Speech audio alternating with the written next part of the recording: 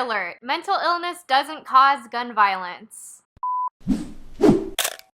Hey friends, welcome to this week's episode of Feminist Fridays. As most of you already know, there was yet another tragic shooting at a church in Sutherland Springs, Texas on Sunday that has killed at least 26 people and has left several more in critical condition. This massacre comes directly on the heels of the Las Vegas shooting that killed 58 people and wounded over 500 at the beginning of last month. There are a lot of things I could say about this. I could talk about how on average there is more than one mass shooting per day in the United States, or how it's statistically proven that gun regulation curbs gun violence. Or how I'm fucking tired of conservatives saying that it's too soon to talk about gun legislation after a major tragedy because they really just want us to forget about it and move on. But I'm not going to talk about any of these things, though I will have links below with more information if you want to read up on it more. What I do want to talk about today is the way that we frame mental illness in conversations about gun violence. And in case all you liberals think you're off the hook here, y'all are part of the problem too.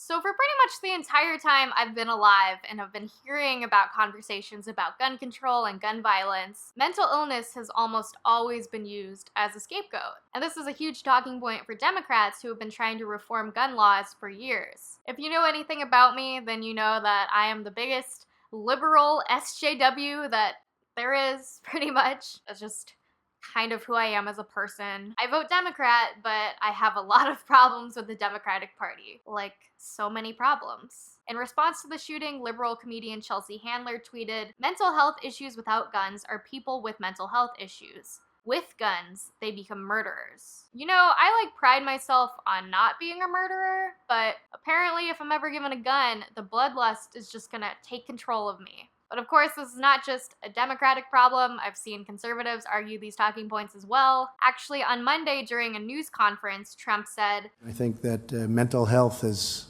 your problem here. We have a lot of mental health problems in our country, as do other countries. But this isn't a guns situation. This is a mental health problem at the highest level."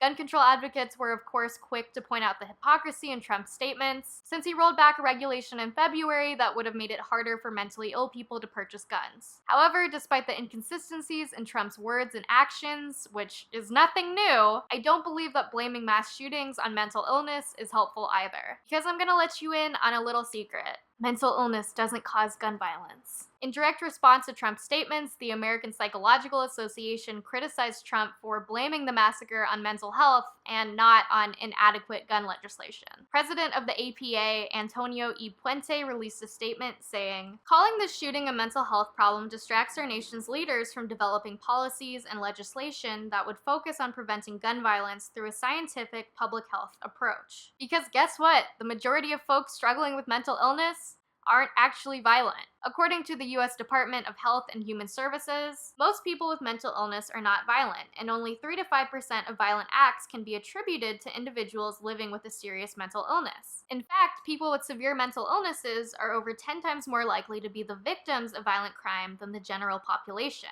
Okay, but what about those 3 to 5% of mentally ill people that are violent? Well, of those violent acts committed by mentally ill people, most don't involve guns. So, do you want to know who's most at risk of a mentally ill person with a gun? The mentally ill person with a gun.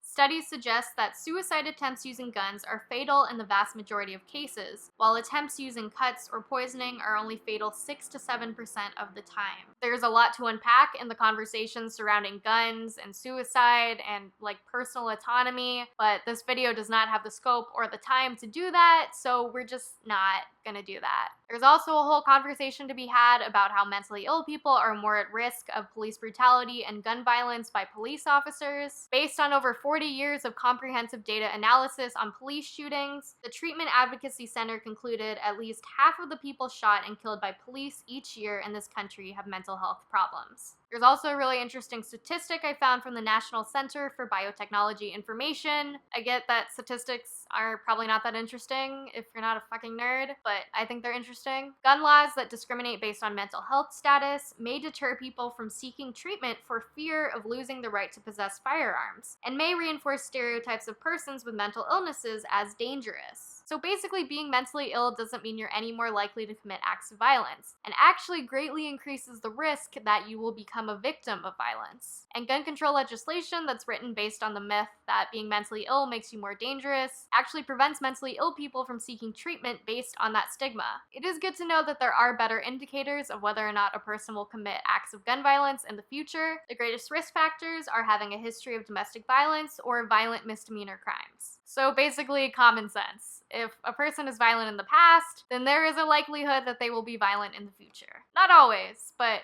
it's good to look out for, especially if you're passing gun control legislation. Wink, Congress people. I know I just threw a lot of statistics at you guys, and I apologize. Sort of, but it was informative, and it's good that you learn some things sometimes. So I want to end this story with an anecdotal tale. This is from a Slate article written in 2014 by a clinical psychologist working in a psychiatric hospital. She tells the story of a schizophrenic elderly woman who ended up in the hospital because she had stabbed another person at the grocery store. At her commitment hearing, she testified that she'd become extremely upset at the grocery store before repeatedly stabbing the man in front of her in the checkout line. The hearing officer, aware of her history and sympathetic to this woman with such a sweet demeanor, asked helpfully if she had been hearing voices at the time. Yes, she replied, she had.